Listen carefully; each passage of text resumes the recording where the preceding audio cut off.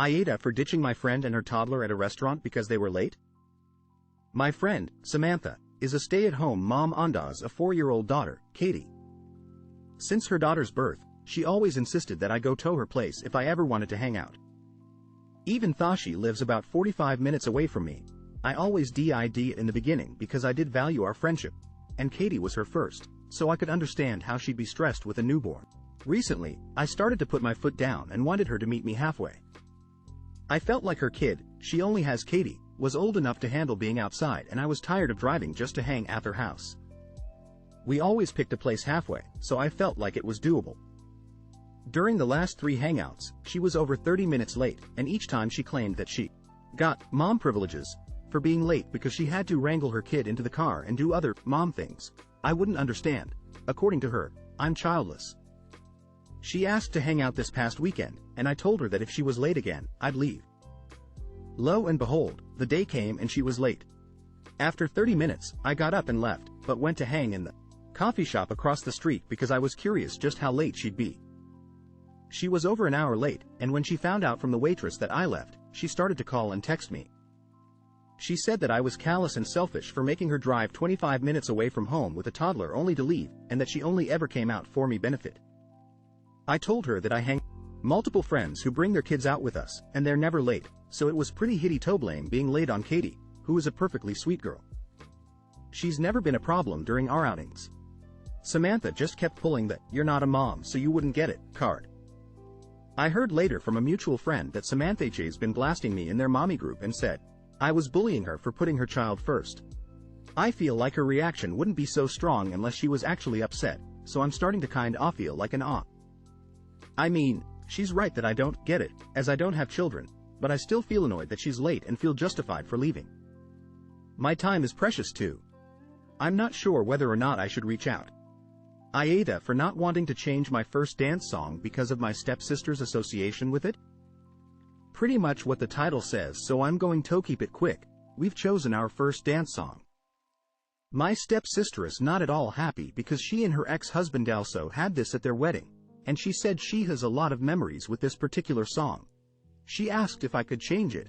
I told her I get it, but this is what we want, and I don't want to change it. She said she understood, but she's been acting different around me, and I could tell she was mad upset. Most people who know about this don't think I'm doing anything wrong.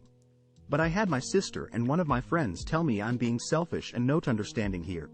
AITA and #X200B and #X200B. Some people are asking to edit in my comments, so here they are. Yes.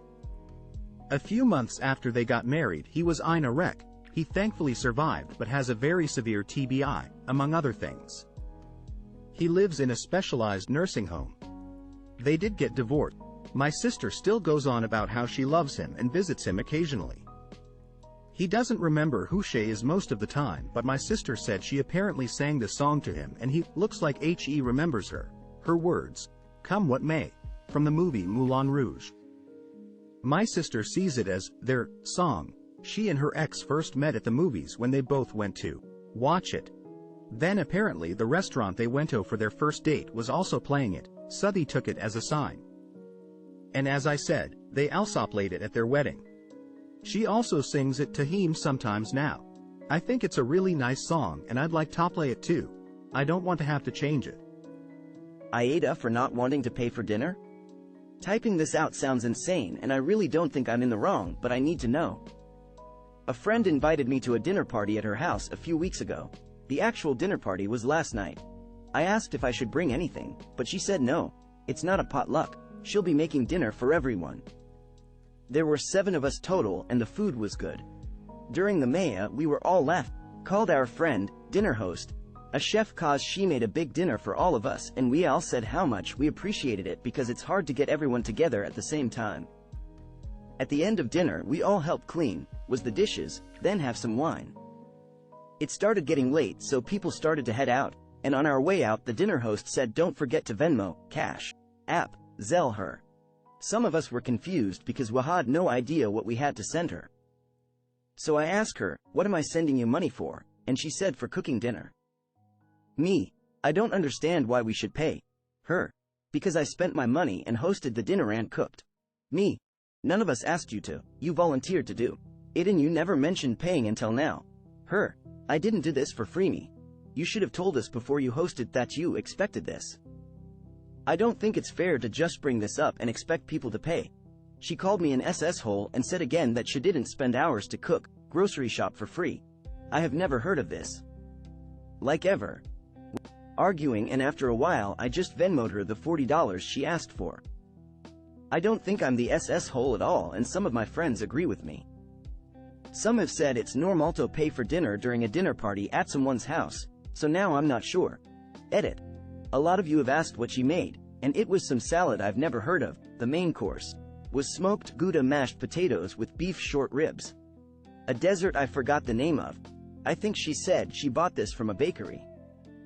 She also made vegan mashed potatoes and vegan ribs for one of our friends who is vegan. She also bought chicken skewers as the appetizer. Even though she said not to bring anything, I brought rum cake from my local bakery. And everyone brought something small. We also had charcuterie and cheese board that 2 of the girls brought. Some girls brought wine, and we even had one girl bring candles to set the mood. We are in the US and none of our European. I spoke with some of the others, and although they had paid for a dinner party before, it was discussed first. No one has ever done what this friend did, which was spring an unexpected cost on us. All of us are in our early 30s. The group chat is going crazy right now because everyone is pissed at her. AITA for calling out my fiancé's stepdad's toxic behavior in a family gathering? My F24 fiancé, M24, has had a complicated life. His dad abandoned him before he was born. His mother was a single mother for some years until she met her actual husband. They had 2 kids together. From what my fiancé has told me, his mother was very lovely, but his stepdad was a total awe.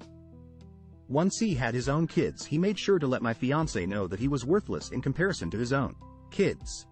I disagree about his mother being nice because she enabled this behavior from her husband to her own kid, but I wasn't there so I can't know for sure. My fiancé likes gaming and anime. He has since he was a kid, however he was shamed by his stepfather because of it. Their relationship is not good and it's all his stepfather's fault. He never tried to be a parent for him and hated having to keep him in the house. My fiancé's grandmother told me this. When he was a teen, everything was an issue. From his hobbies to friends, anything he did was wrong. Well, anyway, he's in college now and is studying to be a programmer. He's doing great. His mom invited us over to dinner.